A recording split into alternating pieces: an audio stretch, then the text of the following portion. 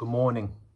Today is Armistice Day, the 11th of November, and I need to make a YouTube video to address some of my health issues because I have many people that are invested in my work financially. So to tell you what's happened, what's going on, and where we move forward. And I wanted to make a video to explain my next YouTube video after this. But first of all, as today is the 11th of November, the day of remembrance, so often we talk about Russian propaganda. Russia did this, Russia says this, Russia does that. What about pro-Ukrainian propaganda? That Ukraine is winning every day. That Russia is stupid, Russia did this, Putin screwed up there. The fact that we are winning the war, I have no doubt. But what does not get published is the Ukrainian casualty figures.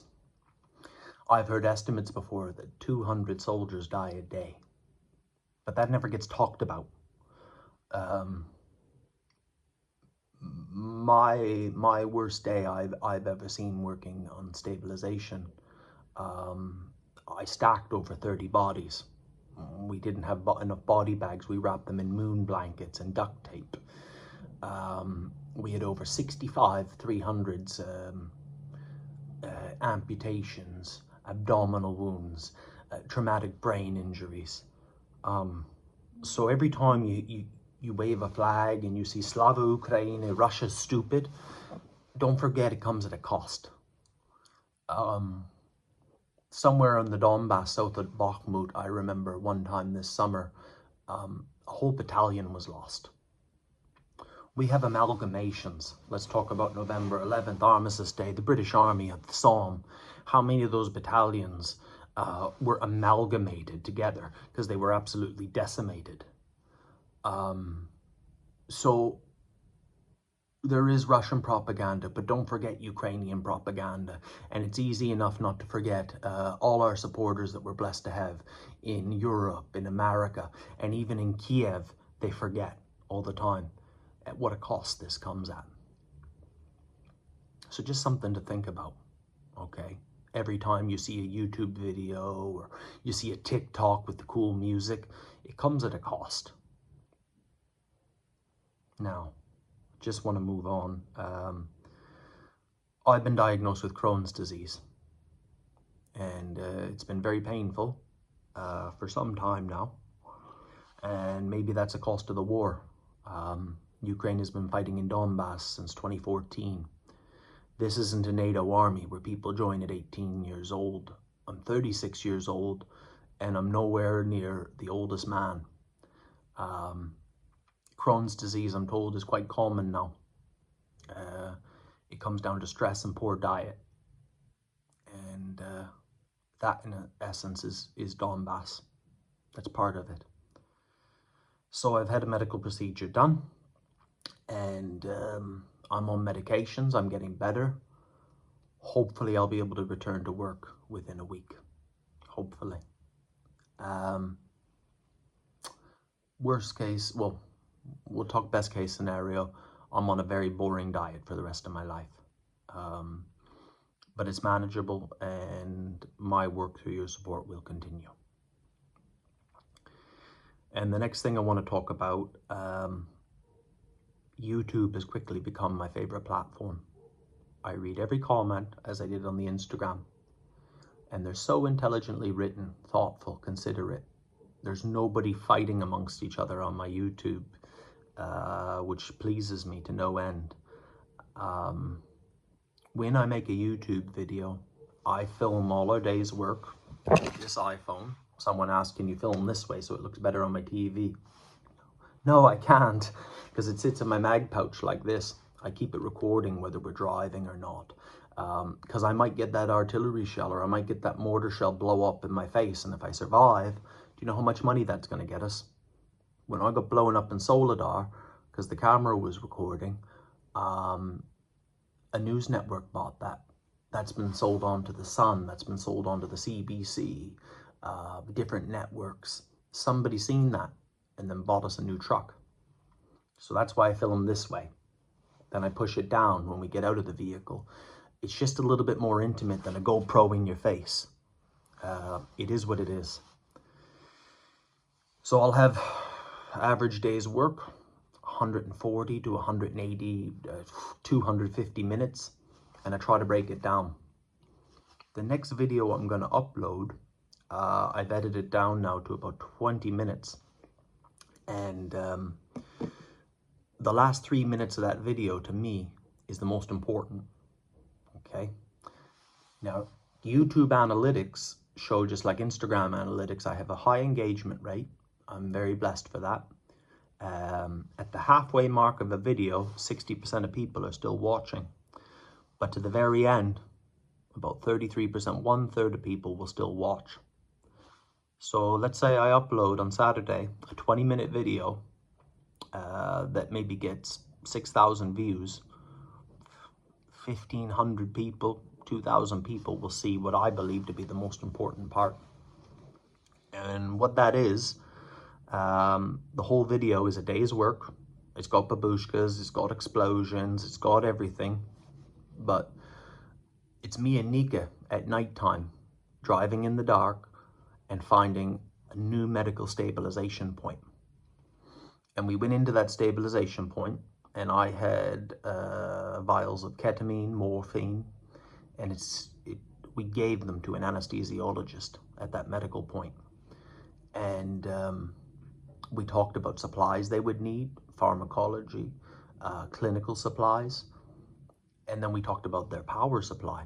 What are they running on? Diesel, 5 kilowatts, and that we could supply them another generator. So why am I telling you about this? Well, it's quite simple. I never wanted to do civilian evacuations. It was just something that happened. Dmitry says, can you go to Novolugansk and come with me and help pick up these people?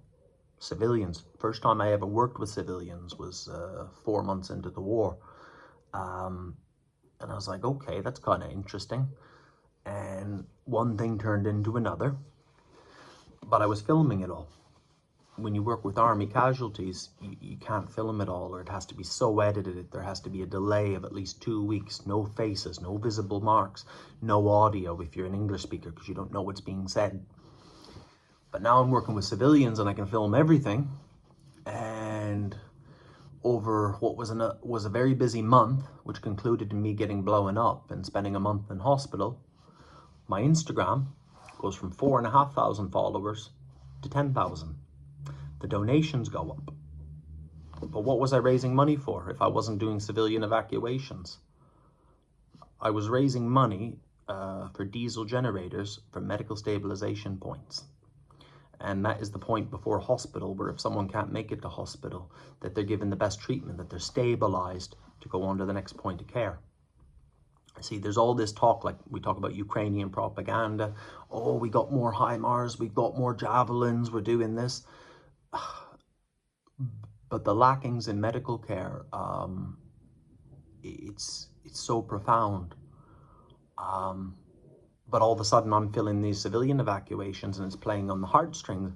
Oh, babushkas, sabachkas, you guys are heroes. And yeah, we're doing good things. But maybe I need $3,000 a month, $4,000 a month to feed myself, to vehicle repairs, for fuel, for I'm bringing them cigarettes and chocolate, because World Food Program packages, if they even make it there, which they don't, ain't giving them cigarettes and chocolate.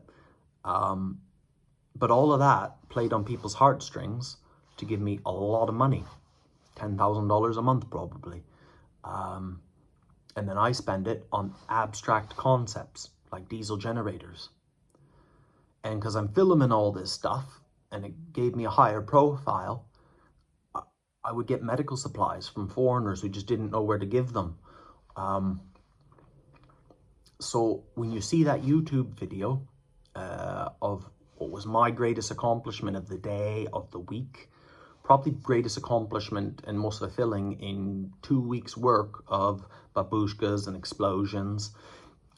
When I do that work, traveling up and down, I don't know, from say Bakhmut up to the top of the liberated territories. We follow the booms, we rescue some people, and then we follow the casualty evacuation vehicles. I do, to the collection points, to the stabilization points.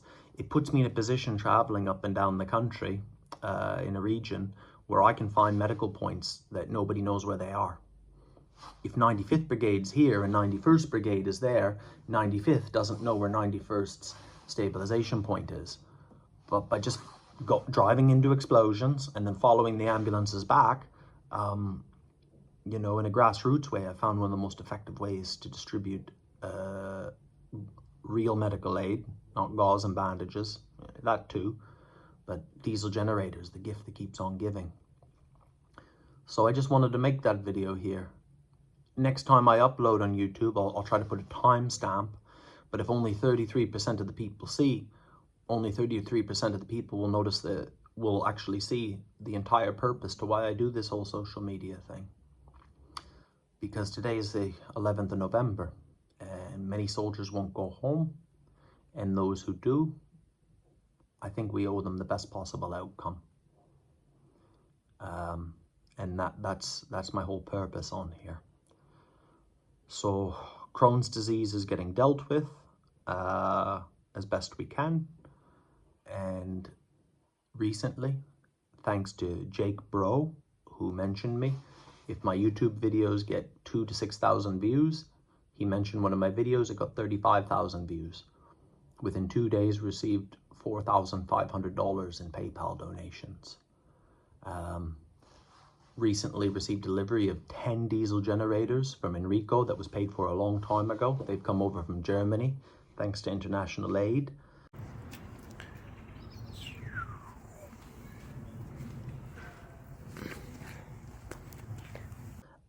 Two of those have been distributed now to Hospitalers Battalion for our training facilities because it's growing.